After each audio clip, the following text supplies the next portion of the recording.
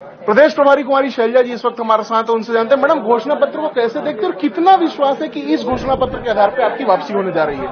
कि घोषणा पत्र अपने आप में ये नहीं कि आज हम, ये बहुत सी बातें हैं जो हम समय के मुताबिक करते गए हैं, लोगों को बताते गए हैं कि हमने जो एक इमारत की नींव रखी है पिछले 5 साल में, उसको मजबूत किया है।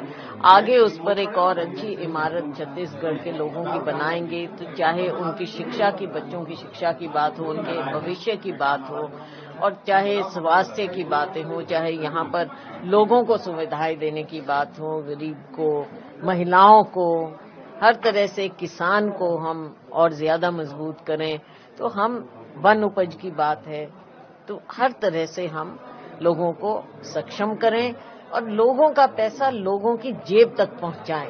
ये बहुत जरूरी होता है। हर एक का जो विकास है उसमें हिस्सा होना चाहिए, वो हमने दिया है। आगे हम उनको और ज्यादा लोगों को स्वावलंबी बनाएंगे। 2 विषयों पर सबकी निगाहें टिकी हुई थी। एक तो किसान को धान की कीमत कितनी मिलती है और महिलाओं के लिए क्या कर पाती है। किसानों का तो 32 रुपए आपने जवाब दे दिया। महिलाओं के लिए क्या आपको लगता है कि कुछ और हो सकता था या होगा?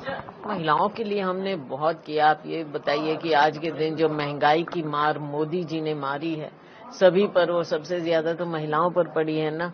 जो महंगाई की मार है, घर तो उनको चलाना होता है, चूल्हे में तो उनको घुसना पड़ता है जब गैस ना मिले। गैस सिलेंडर हमारे समय में 450 था और अब इन्होंने 1200 कर दिया, चुनाव देखते हुए 200 कम कर दिया, और 500 अब ये कह रहे हैं हम 500 में गैस सिलेंडर देंगे। हम तो कह रहे हैं 500 की सब्सिडी हम देंगे, सीधा महिलाओं के खाते में 500 रुपया जाएगा, और उसमें आप देखते हैं कि गैस सिलेंडर अपने आप 500 से कम हो जाएगा। तो ये हम महिलाओं को सक्षम बनाने की।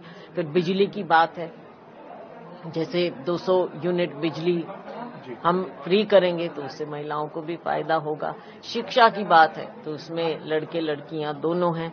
आगे पीजी तक, केजी टू पीजी हमने बात की है फ्री, तो उसमें लड़कियां भी हैं।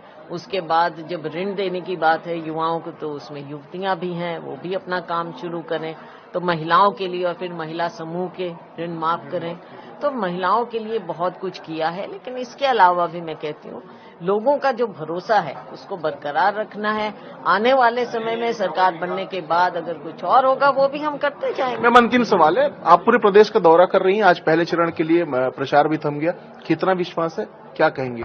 पूरा विश्वास है। पहले चरण की 20 सीटें हैं, उसके बाद दूसरे चरण में 70 सीटें हैं।